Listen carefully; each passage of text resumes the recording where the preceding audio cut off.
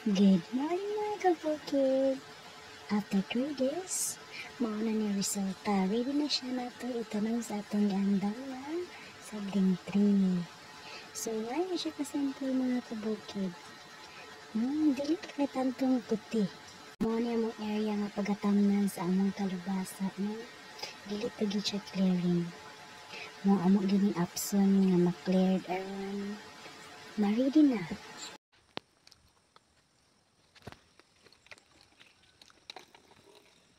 Ngayon among gitrabaho atong linggo, maya among gisumilya karon mao na yung resulta. Gani kay turok ko. Pwede na si tanom. Karon ni ana pud tasab sa atong kalabasa mga kabukid, no? Atong tanawon atong kalabasa, no, kung unsa ni update. Wawo naman kayo ni.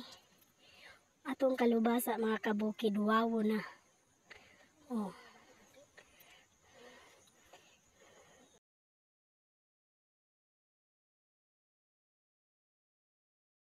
Napadiyang ka na area dapit ya kalubasa na, kaso lang mo pa'y pag-spray. Bisag mo pa'y pag-spray, gitamna na kay tag-as na matong seedling gitanom diretso. So mangita taog putot mga kabukid, basig makakita ta dirig putot, no?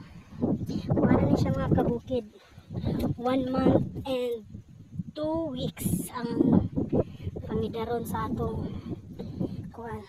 kalubasa. No, tanaw na to kung nanay bagid ni mga o man siya namulak, pero nanay bulak ang uban di ay. Naay part ani nga now na makabukid. Oh, let's watch, no? Tanaw ta sa atong kalubasa nga 1 month and 2 weeks. Look at mga kabukid. Oh, yung anak kadako na ang putot, no? Medyo gamay tagid siya, pero pila ra ka days ana mandago na gid na. Namulak na siya mga kabukid. Na munay views, no, sa among kalubasa ron. Okay na gid siya. Nakuha na ni na graduate na mi sa pagbutang og fertilizer ani. Humana ni siya. Ready to bunga na ni siya. Okay na kay ni siya mga kabukid, no? Medyo luag-luag man nga kalubasa. Kuan ka seedlings good ani. 2,000 kapin mag 2-3 ata ni. Muna ni siya ron, no? Abi ninyo nadaot na unta ni siya. Naapektahan niya itong kusog kay sigig ulan. Among kalubasa mga kabukid, no? Pero may gani, gabantihan itong butag fertilizer. Nakasurvive siya, og mo na niyang naong karon. Medyo okay na gid siya, no? Nice siya pagkakuan, green jud siya din. Di kay siya yung kuan kay sa din na kalubasa dagko gyud, dagko dahon. Baga pud ari ra gihapon ng area. Kana diha sa angko pa diha sa una. Pero mas daghan ni siya karon. Kaya halos isa ka data nga dako ani nahurot man gid siya similya dayon nanguan man gid siya ng nanurok tanan ba, no?